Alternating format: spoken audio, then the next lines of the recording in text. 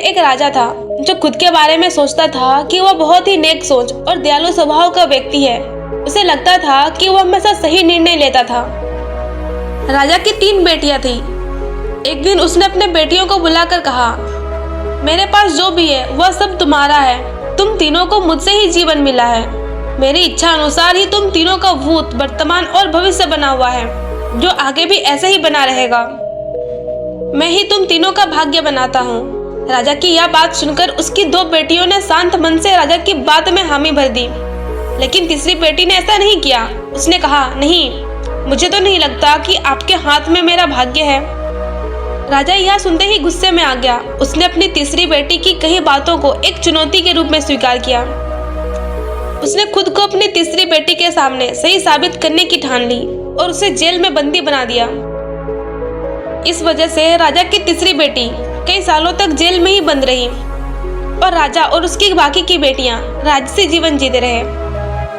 राजा मन ही मन सोचता है कि यह मेरा ही हुक्म है जो मेरी जिद्दी बेटी जेल में है।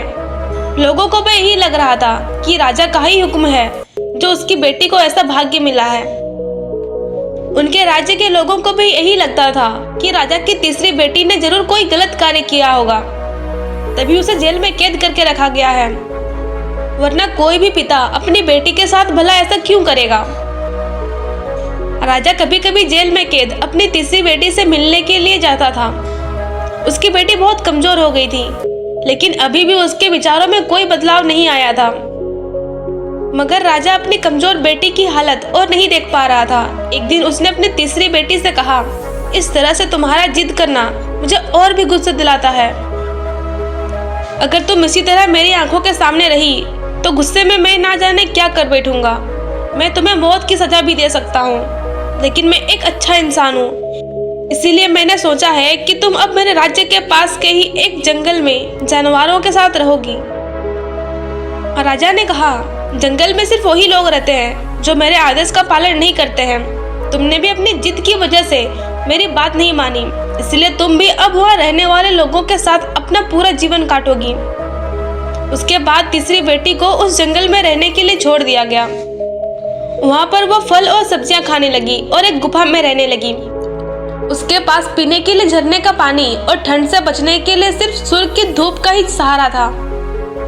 वहाँ की खुली हवा में रहते हुए और फल फूल खाते खाते वह जल्द ही पूरी तरह से स्वस्थ हो गई।